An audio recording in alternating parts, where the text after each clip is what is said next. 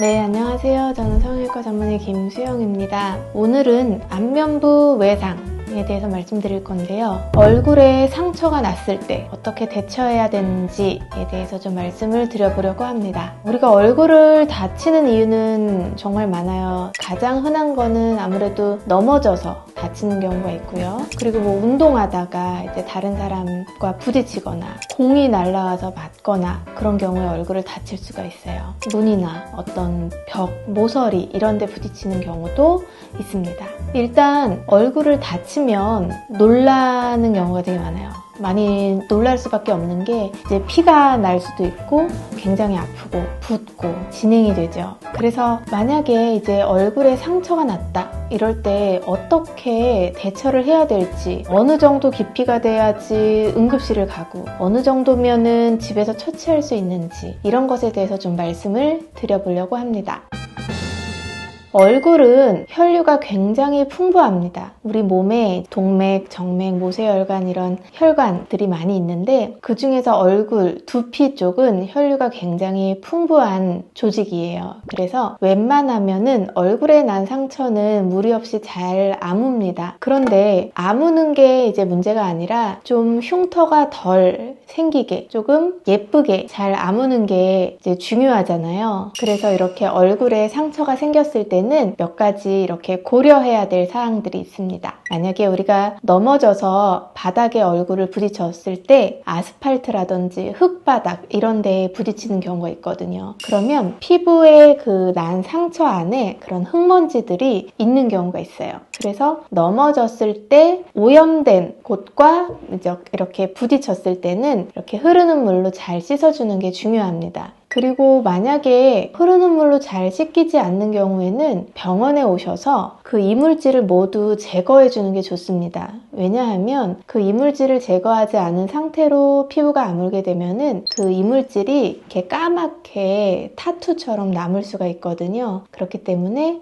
오염된 곳에 닿아서 생긴 상처인 경우에는 그런 오염물질을 제거하는 게 제일 중요하다고 할 수 있습니다. 만약에 출혈이 계속된다 그러면은 지혈을 해줘야 되는데, 지혈은 꺼즈를 두껍게 상처 부위에 대고 약간의 압력을 주고 하는 게 좋은데요. 만약에 집에 꺼즈가 없으면 깨끗한 수건 같은 것도 괜찮습니다. 근데 거즈는 약국 같은 데에서 쉽게 구할 수가 있기 때문에 집에 구비해 두시면 여러모로 잘 사용할 수 있을 거예요. 그래서 일단 피가 흐른다 그러면 꺼즈를 두툼하게 대고 약간의 압력을 줘서 5분에서 10분 이상 눌러줘야 됩니다. 그래서 살짝 떼었을 때 더 이상 피가 흐르지 않는다 그러면 이제 지혈이 다 된 거라고 볼 수 있어요. 그러면 여기서 어떨 때는 봉합을 해야 되고 어떨 때는 안 해도 되는지 기준을 좀 말씀을 드릴게요. 예를 들어서 얼굴이든 뭐 손이든 이렇게 상처가 났을 때 살짝 벌어진 거는 그냥 밴드 붙이고 아물잖아요. 깊이가 3mm 정도 깊이를 기준으로 좀 그거보다 얕다 그러면은 우리가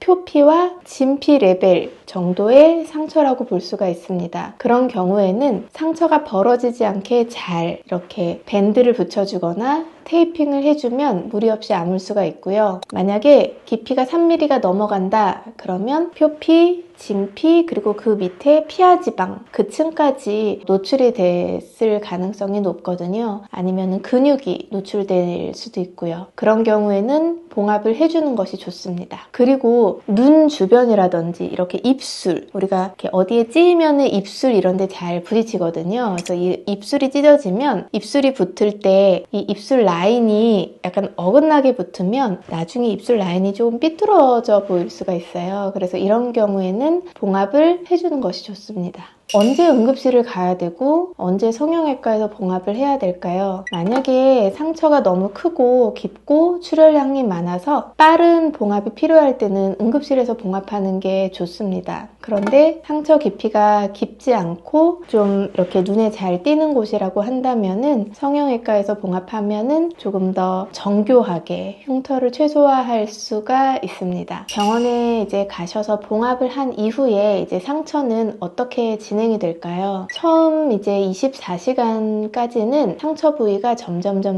붓기 시작합니다. 그리고 이 붓기는 2일에서 3일까지 점점 이렇게 부을 수가 있어요. 그래서 초반에는 냉찜질을 하는 것이 좀 도움이 됩니다. 그리고 이후에는 따뜻한 온찜질을 통해서 좀 혈류를 개선시키면 상처가 잘 아물고 회복하는 데 도움이 될 수가 있습니다. 실밥 제거는 눈 주변이나 이렇게 피부가 얇은 데는 5일이면 충분히 제거 가능하고요. 그리고 좀 깊이가 있거나 텐션이 많이 가는 곳에서는 한 일주일 정도 이후에 보통 실밥을 제거를 합니다. 실밥 제거 후에는 이제 흉터가 최소한으로 남도록 관리를 해주는 게 좋은데, 제일 첫 번째로 해야 될 것은 자외선 차단입니다. 우리가 피부 상처가 나면은 처음에 빨개졌다가 나중에 이렇게 갈색으로 색소 침착이 남게 되는데, 그 과정에서 자외선 차단을 잘 해주면 색소 침착이 어느 정도 좀 적게 남을 수가 있고요. 그리고 이렇게 재생크림 같은 것을 발라주면서 상처 부위가 건조하지 않고 수분 상태가 잘 유지되도록 도와주면 보다 깨끗한 흉터가 될 수가 있습니다. 그리고 이제 흉터 연고가 굉장히 많은데요. 이 흉터 연고는 언제부터 바르냐 하면은, 일단 실밥을 제거하고 더 이상의 상처가 벌어진 곳이 없고 모두 다 피부로 덮여 있을 때, 그때부터는 흉터 연고를 바르기 시작하는데, 보통은 한 일주일 아니면은 2주일 이후부터 바르기 시작하면 됩니다. 흉터 연고는 하루에 한 번 내지는 2번 정도 이렇게 발라주시면 되고, 최소 한 달 정도, 그다음에 최대 6개월까지 발라주시는 게 좋습니다. 그리고 만약에 나중에 흉터 부위가 딱딱하게 되거나 이렇게 튀어 올라오는 경우에는 병원에 가셔서 흉터의 이제 주사 치료라든지 적절한 레이저 치료 등을 받으시면은 조금 더 흉터를 완화하는 데 도움이 될 수가 있습니다.